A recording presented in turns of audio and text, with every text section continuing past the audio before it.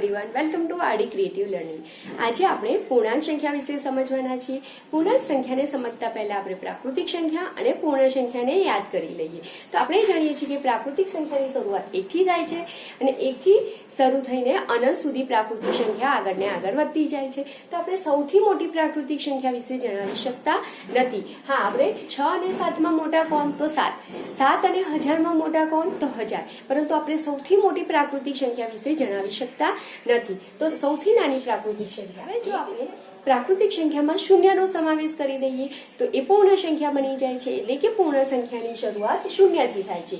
શૂન્યથી સંખ્યાઓ અનંત સુધી આગળ ને આગળ વધતી જાય છે। તો આપણે સૌથી મોટી પૂર્ણ સંખ્યા વિશે પણ જણાવી શકતા નથી। સૌથી નાની પૂર્ણ સંખ્યા શૂન્ય છે, સૌથી નાની પ્રાકૃતિક સંખ્યા 1 છે। હવે વાત કરીએ પૂર્ણાંક સંખ્યા। તો પૂર્ણાંક સંખ્યામાં શૂન્ય અને આ જે ધન પૂર્ણાંકો છે 1, 2, 3, 4, 5 એનો તો સમાવેશ થાય જ છે, પણ જેમ ધન પૂર્ણાંકો જમણી બાજુ છે તે જ રીતે શૂન્યની ડાબી બાજુ ઋણ પૂર્ણાંકો આવેલા। જમણી બાજુ 1, 2, 3, 4, 5 એમ ધન પૂર્ણાંકો અનંત સુધી વિસ્તરેલા છે। જે પ્રાકૃતિક સંખ્યા કહીએ છીએ આપણે તે જ રીતે શૂન્યની ડાબી બાજુ -1, -2, -3, -4 એમ ઋણ પૂર્ણાંકો પણ અનંત સુધી વિસ્તરેલા છે। કે પૂર્ણાંક સંખ્યામાં કઈ સંખ્યાનો સમાવેશ થાય છે? તો પૂર્ણાંક સંખ્યામાં એક ધન પૂર્ણાંકો +1, +2, +3 એટલે કે +1, +2, +3 એમ અનંત સુધી। તદુપરાંત શૂન્ય અને ઋણ પૂર્ણાંકો -1, -2, -3 એમ અનંત સુધી વિસ્તરેલા છે। તો આ ત્રણ જે છે ધન પૂર્ણાંકો, શૂન્ય અને ઋણ પૂર્ણાંકોનો પૂર્ણાંક સંખ્યામાં સમાવેશ। જેમ શૂન્ય એ ધન પૂર્ણાંક પણ નથી અને ઋણ પૂર્ણાંક પણ નથી। તો ધન પૂર્ણાંકો છે જેને પ્રાકૃતિક સંખ્યા કહે છે, શૂન્યનો સમાવેશ થાય તો એ પૂર્ણ સંખ્યા બની જાય છે, અને જો એમાં ઋણ પૂર્ણાંકોનો સમાવેશ કરી દઈએ તો એ પૂર્ણાંક સંખ્યા ગણ બની જાય છે।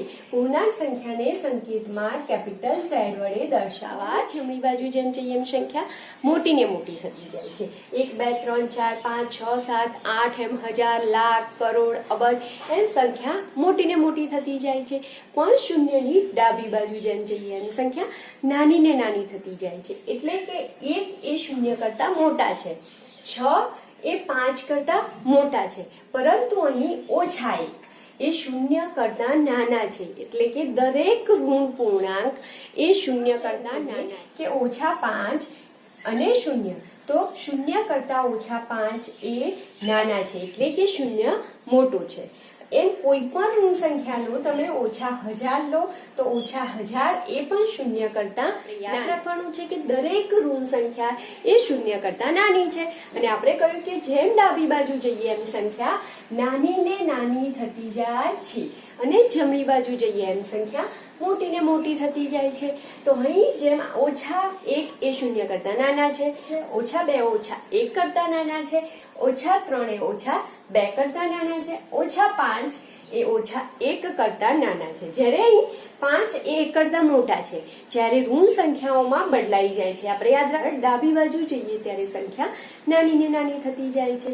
તો -15 એ શૂન્ય કરતા નાના છે, તેમજ -15 એ -5 કરતા નાના છે। તો -1000 એ પણ -25 કરતા નાના થાય। આપણે યાદ રાખવાનું છે કે ધન સંખ્યાઓ છે એ શૂન્ય કરતા મોટી છે।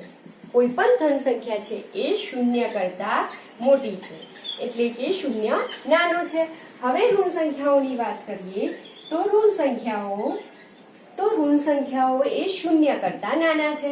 તો આપણે આ વસ્તુ યાદ રાખી લેવાની છે કે દરેક ઋણ સંખ્યા શૂન્ય કરતા નાની છે। જ્યારે શૂન્ય સાથે આપણે કોઈ પણ ઋણ સંખ્યાની કમ્પેરિઝન કરીએ કે -1500, તો -1500 એ શૂન્ય કરતા નાના છે, શૂન્ય મોટા છે। ધન સંખ્યાઓ કોઈ પણ ધન સંખ્યા લો, 1 થી માંડીને કોઈ પણ ધન સંખ્યા લો તો એ હંમેશા શૂન્ય કરતા મોટી થાય છે। તો ઋણ પૂર્ણાંકો એ શૂન્ય અને ધન સંખ્યાઓ એમ બંને કરતા નાના છે અને શૂન્ય એ ઋણ પૂર્ણાંક કરતા યાદ રાખવાનું છે કે શૂન્યની જમણી બાજુ જઈએ એમ સંખ્યા મોટી ને મોટી થતી જાય છે, શૂન્યની ડાબી બાજુ સંખ્યા નાની ને નાની થતી જાય છે. આથી સૌથી મોટા ધન પૂર્ણાંક વિશે આપણે જણાવી શકતા નથી. એ જ રીતે સૌથી નાના ઋણ પૂર્ણાંક વિશે પણ આપણે જણાવી શકતા નથી. પણ હા, આપણે સૌથી મોટો ઋણ પૂર્ણાંક ઓછા એકે સૌથી મોટો ઋણ પૂર્ણાંક છે. તો આપણને ખાલી જગ્યામાં પૂછાય છે કે સૌથી મોટો ઋણ પૂર્ણાંક કયો છે, તો ઓછા એકે સૌથી મોટો ઋણ પૂર્ણાંક છે. બીજું પણ પૂછાય કે સૌથી મોટો ધન પૂર્ણાંક કયો છે, તો તે આપણે કહેવાનું છે કે સૌથી મોટા ધન પૂર્ણાંક વિશે જણાવી શકતા નથી. સૌથી નાનો ઋણ પૂર્ણાંક કયો છે, તો સૌથી નાના ઋણ પૂર્ણાંક વિશે પણ જણાવી શકતા. સૌથી નાનો ધન પૂર્ણાંક કયો છે, તો ધન પૂર્ણાંકની શરૂઆત 1 થી થાય છે. તો આપણે ત્યાં કહી શકીએ કે સૌથી નાનો ધન પૂર્ણાંક 1 છે અને ઓછા 1 એ સૌથી મોટો ઋણ. અહીંયા યાદ રાખવાનું છે પૂર્ણાંક સંખ્યાઓમાં કે શૂન્ય ધન સંખ્યા અને ઋણ સંખ્યાનો સમાવેશ થાય છે. ધન સંખ્યાઓ એ શૂન્ય અને ઋણ સંખ્યા કરતા મોટી છે, શૂન્ય એ ઋણ સંખ્યાઓ કરતા મોટા અને ધન સંખ્યા કરતા નાના છે. તો અહીં આપણે કેટલાક ઉદાહરણ જોઈ લઈએ જેથી આપણને ખ્યાલ આવે કે સંખ્યા નાની અને મોટી પૂર્ણાંક સંખ્યામાં કેમ હોય છે. તો અહીં મેં -5 લખ્યા છે અને શૂન્ય લખ્યા છે. અહીં +5 અને શૂન્ય લખ્યા છે. અહીં -5 અને 5 લખ્યા છે. અહીં -15 અને 5 લખ્યા છે. તો આપણે યાદ રાખવાનું છે કે ઋણ સંખ્યાઓ શૂન્ય કરતા નાની છે. તો અહીં ઋણ સંખ્યા છે શૂન્ય છે, તો શૂન્ય મોટો છે. ધન સંખ્યાઓ એ શૂન્ય અને ઋણ સંખ્યા કરતા મોટા છે, એટલે કે ધન પૂર્ણાંકો. ધન સંખ્યાઓની જગ્યાએ આપણે ધન પૂર્ણાંકો પણ કહી શકીએ કે ધન પૂર્ણાંકો એ શૂન્ય કરતા મોટા છે. ઋણ સંખ્યાઓ એટલે કે ઋણ પૂર્ણાંકો, આપણે પૂર્ણાંકોની વાત કરીએ છીએ તો આપણે લખીશું કે ઋણ પૂર્ણાંકો એ શૂન્ય કરતા નાનો છે. તો અહીં -5 એ ઋણ પૂર્ણાંક છે, જેથી આપણે કહ્યું કે શૂન્ય કરતા નાનો છે. હવે +5, જ્યારે અહીંયા કોઈ પણ નિશાની ના કરી હોય ત્યારે આપણે ત્યાં +5 એટલે કે +5 છે એવું સમજી લેવાનું. પ્લસની સાઇન તમે કરો કે ના કરો ચાલે. તો અહીં કઈ જ સાઇન નથી, આથી આપણે સમજવાનું છે કે +5 છે. જો માઇનસ હોય તો ત્યાં આગળ સાઇન કરવી પડે. તો અહીં +5 છે, તો +5 એટલે કે ધન સંખ્યાઓ, તો ધન સંખ્યાઓ શૂન્ય કરતા મોટી જ હોય છે. તો અહીં +5 એ શૂન્ય કરતા મોટા છે. હવે -5, અહીં કઈ જ નિશાની નથી એટલે એ ધન 5 છે એટલે કે +5 છે, +5 છે. ઓછાને આપણે ઋણ પણ કહી શકીએ.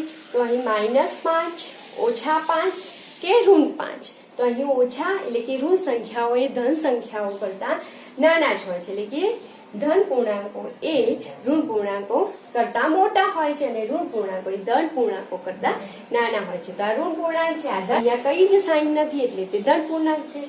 તો ધન પૂર્ણાંક એ મોટો છે.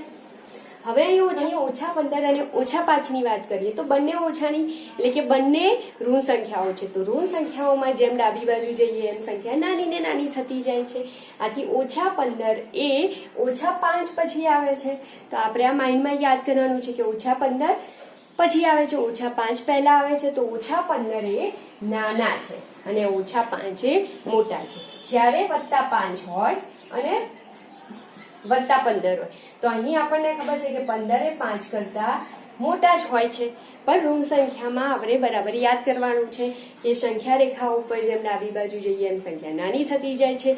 સૌથી મોટો ઋણ પૂર્ણાંક -1 છે, -5 -1 કરતા નાનો છે. તો આ થઈ પૂર્ણાંક સંખ્યા. પૂર્ણાંક સંખ્યાનો આપણે પરિચય આપી દીધો છે.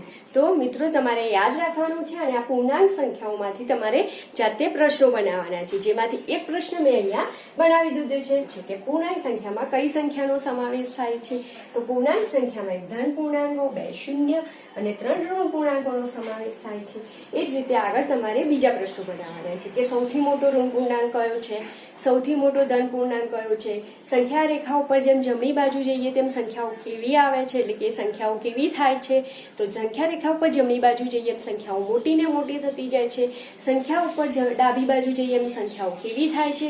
તો સંખ્યા ઉપર જેમ ડાબી બાજુ જઈએ એમ સંખ્યા નાની ને નાની થતી જાય. શૂન્ય કરતા ધન પૂર્ણાંકો કેવા હોય છે, તો શૂન્ય કરતા ધન પૂર્ણાંકો મોટા હોય છે. શૂન્ય કરતા ઋણ પૂર્ણાંકો કેવા હોય છે, તો શૂન્ય કરતા ઋણ પૂર્ણાંકો હંમેશા થિયરી છે, જેમાં એમાંથી તમારે પ્રશ્નો બનાવવાના છે અને તમારા મિત્રોને શેર કરવાના છે અને એને કહેવાનું છે કે તું પણ આ વિડીયો જોઈને કેટલા પ્રશ્નો બનાવી શકે છે, તું પણ મને શેર કર. તો આ રીતે ચેલેન્જ આપવાની છે જેથી તમારો પૂર્ણાંક સંખ્યાનો જે કન્સેપ્ટ છે તે ક્લિયર. તો તમે આ રીતે જે મેં અહીંયા 5 એક્ઝામ્પલ બનાવ્યા છે એવા તમે 25 થી 30 આવા એક્ઝામ્પલ બનાવી અને આવા પઝલ્સના ફોર્મમાં મિત્રને શેર કરી શકો છો અને ચેલેન્જ આપી શકો છો કે તું આવા કેટલા બનાવી શકે છે, તું આ સોલ્વ કરી શકે છે અને આ રીતે તમારો આ કન્સેપ્ટ ક્લિયર થાય છે.